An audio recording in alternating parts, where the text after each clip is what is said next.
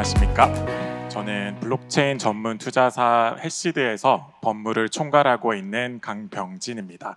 반갑습니다. 제 고향이 부산인 만큼 저희가 지금 추진하고 있는, 부산시에서 추진하고 있고 비단에서 하고 있는 활동들에 대해서 저는 개인적으로 되게 많은 관심과 무궁한 발전이 있기를 먼저 기원합니다. 자, 그러면은 오늘 저희 한국에서 되게 저명한 교수님들을 모시고 저희가 이제 얘기를 나눌 수 있는 자리가 되어서 교수님들 혹시 자기소개 먼저 좀 부탁드리도록 하겠습니다. 예, 안녕하세요. 저는 부산대 컴퓨터공학과에 재직 중이고요. 그리고 블록체인 플랫폼 연구센터라는 그 대학원생 교육 중심의 센터를 운영을 하고 있습니다. 그리고 이제 우리 블록체인의 핵심이 또 암호잖아요. 암호하고 신뢰성인데 한국정보보학회 부회장이고 암호포럼, 한국암호포럼의 의장을 맡고 있습니다. 그리고 저희가 또 창업을 해서 블록체인 전문 회사를 창업을 해서 지금 이 블록체인 산업 현장에 이 실질적인 어떤 그런 것까지 이제 느끼면서 학계에 있으면서도 산업체에 이렇게 있습니다. 예. 반갑습니다. 네, 안녕하십니까. 저는 서울대학교 경영대학에서 재무금융 관련해서 강의 연구를 하고 있는 이종섭 교수입니다. 최근에는 블록체인을 이용해서 블록체인이 금융에 활용되는 방안에 대해서 연구하고 강의하고 있습니다. 네, 반갑습니다. 자, 오늘 패널 토픽이 성공적인 디지털 허브 도시 구축을 향한 제언이라는 토픽으로 얘기를 나누도록 할 텐데요. 그러면은 저희 혹시 김원 교수님께 먼저 부탁드리고 싶습니다. 부산이 디지털 허브 도시로서 가지고 있는 가능성과 잠재력이 무엇이라고 생각하시는지 얘기 좀 부탁드리겠습니다. 꽤 오랫동안 우리 부산이 보면 디지털 관련 노력을 많이 했어요. 이제 블록체인 같으면 이제 블록체인 규제자의 특구라든지 그리고 뭐 스마트 시티도 보면 꽤 오랫동안 노력은 해왔습니다. 그리고 이제 최근에 이제 집중적으로 추진하고 있는 글로벌 허브 도시 이제 특별법이죠, 그죠? 특별법이 보면 블록체인 관련해서는 이제 규제 자유, 이제 신항이나 부산항 이런 쪽에 이제 국제 물류 특구죠. 그리고 해운대 쪽에 어떤 첨단 도심 융합 특구. 그리고 이제 금융특구 이렇게 지금 여러 가지를 사실은 추진 중에 있는데 부산이라고 하면 결국은 이 부산항의 뭐 선사나 우리 뭐 터미널 운영사, 운송사, 화주 꽤 굉장히 이해관계자들의 서로 간의 이익이 많이 충돌이 나는 하지만 그 자체가 보면 시장이 또 굉장히 큰 뭐 1조 5천억 이상의 항만 쪽에서의 어떤 매출액이 그 정도 나옵니다. 꽤 큰 시장이 있고 그리고 블록체인이 접목될 수 있는 아주 좋은 시장 수요를 가지고 있다. 이런 어떤 특징이 잠재력이라고 볼 수가 있죠. 그래서 어떤 뭐 기술적인 어떤 블록체인의 어떤 장점이라든지 인력이라든지 이런 측면도 있지만 결국은 부산이 오랫동안 블록체인이라는 그런 기치하에 지속적으로 정책을 계속 이제 끌고 나갔다는 그런 측면과 그리고 블록체인이 적용될 수 있는 그런 산업적인 수요, 그런 수요 쪽에 있는 분들이 항만이라든지 제조라든지 어떤 선박이라든지 이런 쪽에 있는 분들이 블록체인의 가치를 이해하고 있다라는 것 자체가 꽤 의미 있는 강점이 아닐까 이렇게 좀 생각이 들고 있습니다. 네, 저도 뭐 관련돼서 저는 예전에도 이제 부산에 와서 이것과 관련되는 질문을 좀 받아본 적도 있고요. 근데 제가 보고 있는 그 가능성은 먼저 이제 무형 자산의 어떤 허브라는 점에서 좀 찾아볼 수 있을 것 같습니다. 부산 국제 영화제도 있고요. 또 국제 게임 엑스포인 지스타도 부산이 굉장히 글로벌리 유치를 하고 있는데요. 결과적으로는 생각을 해보면은 우리가 요즘에 뭐 K-무비, K-팝 이런 것들에 대한 글로벌 수요가 굉장히 많은데 초기 이제 K-무비의 초기 단계인 영화 시나리오라든 같은 것이라든지 아니면 뭐 게임 아이템 같은 것들은 굉장히 많은 글로벌 투자 수요를 가지고 있는 무형 자산들인데요. 뭐 이런 것들이 NFT 기술이나 블록체인을 통해서 자산 유동화된다라고 한다면 지금까지는 한 번도 활용해 보지 않았던 하지만 한국만이 가지고 있는 어떤 이런 문화적인 강점을 잘 활용할 수 있는 어떤 문화의 허브로서의 부산의 역할이 굉장히 대두될 수 있을 것이라 생각을 하고요. 근데 왜 하필이면 블록체인과 이 무형자산이 만나야 되는가에 대해서 생각을 해보면 무형자산은 지금까지는요 기본적으로 가장 가지고 있었던 한계가 뭐냐면 복제에 굉장히 취약하고 무형이다 보니까 그러다 보니까 이제 지적 재산권을 관리하는 데 있어서 굉장히 어려운 점이 있는데 이제 블록체인이라는 기술이랑 또 블록체인 상에서의 디지털 신원 같은 기술들을 활용하게 되면 이런 무형자산이 가지고 있었던 어떤 기술적인 한계를 극복시켜 줌으로써 이 자산들이 블록체인 상으로 안전하게 올라오게 되면 다양한 글로벌 수요를 가지고 있는 투자자들에게 어떤 투자의 대상으로서 어떻게 토큰화되어서 자산의 새로운 신종 자산군으로 제공이 될 수 있는 어떤 그러한 역할도 부산이 할 수 있을 것이라고 생각합니다. 그리고 또 아까 교수님 말씀해 주신 것처럼 부산은 아무래도 항구 도시고 전통적인 물류의 허브인데요. 아이러니하게 생각을 해보면 이거 굉장히 우리가 흔히 요즘에 넷제로적인 것으로 생각을 해보면 브라운한 산업입니다. 근데 하지만 우리가 넷제로를 가기 위해서 어떤 식으로든 이런 브라운한 산업군들이 그린화 되어야 한다고 한다면 그렇게 그린 트랜지션이라고 하죠. 그린 기술적인 전환을 하는 과정에서 저는 이 블록체인과 스마트 계약이라는 기술을 통해서 금융적인 시너지를 발휘할 수 있을 것이라고 생각을 합니다. 녹색 채권, 지속 가능 연계 여신 제가 요즘에 연구하는 분야인데요. 굉장히 조건부 채권 계약들입니다.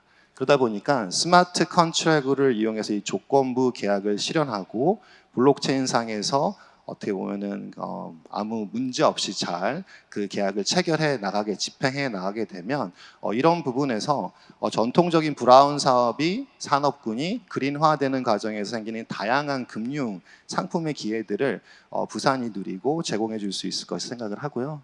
그런 면에서는 부산 어떤 국제 금융 허브 아니면 부산 국제금융진흥원 같은 정부 부처들이나 어떤 관계 부처들의 역할도 또한 굉장히 중요할 것이라고 생각합니다. 교수님 혹시 예, 이정석 교수님 말씀에 조금 덧붙여서 말씀을 드리면요.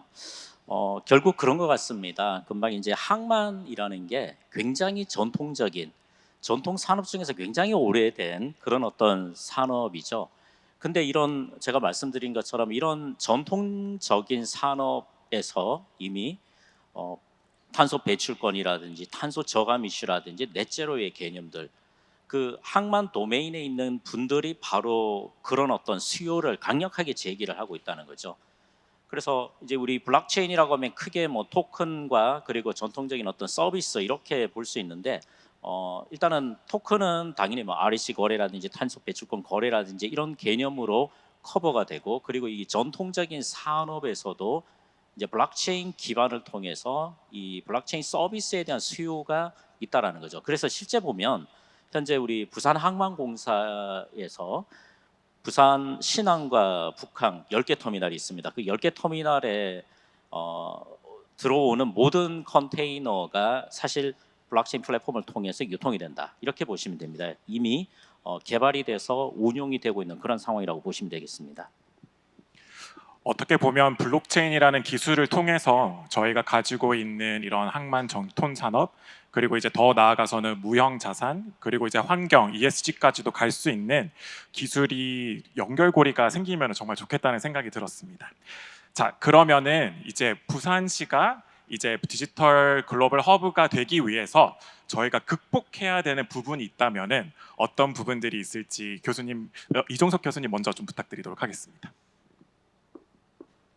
네, 저는 부산이 어떻게 보면은 이 규제 혁신 특구로서 갖고 있는 다양한 시도들에 대해서 굉장히 관심 있게 지켜보고 있고 응원하는 편인데요.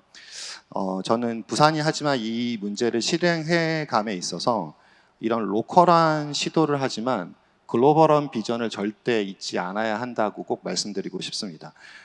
그리고 이런 글로벌 비전을 가지고 간다라는 얘기는 그것을 현실화했을 때 우리가 어떤 거를 염두에 두어야 하느냐라고 한다면 결국에는 국제 표준과 국제 기술 간의 상호 협력의 가능성을 종국에는 열어두어야만 하는 것을 염두에 두고 모든 기술적인 인프라의 시작을 하셔야 되는 것을 꼭 말씀을 드리고 싶습니다. 왜 이 말씀을 좀 드리냐면 우리가 흔히 잘 구별하지 못하는 게 블록체인 기반 토큰 증권과 우리가 잘 알고 있는 전자증권이 대체 무슨 차이일까를 궁금해할 때가 있어요. 저는 딱 그거를 한마디로 정리를 제 관점으로 하게 되면요. 결국에는 그 블록체인 기반 토큰 증권은 글로벌 확장성을 갖고 있다는 점에서 그냥 국내에서만 하고 있는 전자증권과는 조금 다른 측면을 갖게 됩니다. 그렇다라는 얘기가 사실 블록체인에 적용됐을 때 어떠한 면을 우리가 생각을 해봐야 되냐면요. 저는 지금 뭐 방금 뉴욕에서 있는 이더리움 파운데이션이랑 그 유니스왑 파운데이션이라는 블록체인 학회를 콜롬비아 대학에서 지금 방금 갔다가 아침에 인천공항에 떨어져서 지금 부산에 바로 와서 시차가 적응이 아직 다 되지 않은 상태인데요. 제가 블록체인을 이야기하면은 굉장히 다른 두 가지 이야기를 듣습니다. 어떤 한쪽 그룹은 프라이빗 블록체인에 기반한 이야기들을 많이 말씀하시고요.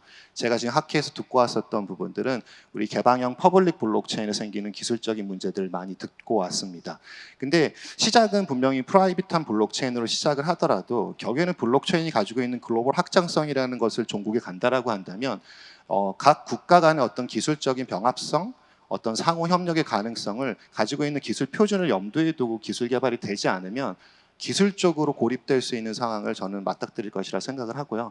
그렇다라고 하면은 어떤 EVM 컴패터블하다고 해서 이더리움 같은 퍼블릭 블록체인과 연계가 되지 않는 프라이빗 블록체인에서 토큰 증권이 발행되고 유통된다라고 한다면 결국 우리는 USD 코인이나 USD 테더를 활용한 투자자들을 품을 수 없을 것이에요. 그렇다라고 한다면 그런 글로벌 확장성을 염두에 두지 않고 시작한 토큰 증권 산업은 결국 어느 순간에는 확장성에서의 어떤 그러한 문제점을 맞닥뜨릴 수 있기 때문에 그런 것까지 미리 염두에 두고 지금 다양한 우리가 혁신적인 어떤 로컬한 그러한 걸 시도하고 있는데 종국에는 글로벌리 우리가 리더십을 가져갈 것이라는 것을 염두에 두고 했으면 하는 그런 바람이 숙제이자 바람으로 제가 한번 말씀드리고 싶습니다. 네, 김호원 교수님. 예, 이제 오전에 사실 우리 글로벌 허브도시 특별법 관련해서 그 중요성을 이제 좀 강조를 했고요. 사실 지금 부산이라는 이 로컬 도시 입장에서는 보면 특별법이 제정이 되고 통과가 된다라고 하면 사실은 가장 큰 동의를 얻는 것은 맞습니다. 일단 이제 특별법은 일단은 논외로 하고요. 이제 교수님께서는 이제 이 표준화 그리고 이제 글로벌 쪽의 어떤 상호 연동이라든지 이런 부분을 강조를 하셨고요. 저는 이제 거기에 이제 더해서 조금 더 다른 그 관점에서 보면 결국은 이제 부산의 어떤 이런 현재 추진하고 있는 디지털 자산 거래소 이게 보면 기존의 전통적인 금이라든지 부동산이라든지 누구나 다 생각할 수 있는 이런 어떤 현물 자산뿐만 아니라 좀 더 챌린저블한 가장 사실은 남들이 안 한 그런데 그 가치를 얻을 수 있는 정보 자산, 디지털 자산이 하나의 토큰 개념이 아니라 인포메이션과 날리지 이 자체로서의 어떤 그런 가치를 우리 부산의 수요 기반으로 도메인 기반으로 해서 그런 어떤 것들을 이제 좀 찾아내고 그것들을 이제 토커나이즈를 한 다음에 그걸 이제 좀 유통을 할 수 있는 그런 조금 더 챌린저블한 일 자체를 이제 우리 부산에서 많이 해야 되지 않을까. 막 이런 좀 생각이 듭니다. 그래서 지금까지 많은 분들이 아주 굉장히 조금 많이 잘 하셨지만 이런 어떤 챌린저블한 그런 기존하고 다른 어떤 그런 측면의 지속적인 어떤 도전을 좀 해서 이제 부산의 어떤 블록체인의 어떤 리더십을 계속 가지게 해야 되지 않나. 막 이런 좀 생각이 좀 듭니다. 저희 교수님들과는 정말 얘기를 되게 많이 나누고 싶은데 시간이 한정된 이상 그 남은 시간 동안 혹시 더 이제 성공적인 이제 부산을 위해서 하실 말씀 공유 좀 부탁드리도록 하겠습니다. 이정석 교수님. 저는 그렇습니다. 결국은 직전에 말씀드린 것처럼 특별법 꼭 이제 제정이 되면 우리가 강력한 동의를 얻을 수 있는 그런 상황인 것 같고요. 오늘 디지털 자산 거래소 이게 이제 조금 더 우리 지역에 도움이 될 수 있는 그런 형태로 운영이 되면 좋겠습니다. 여기까지 하겠습니다.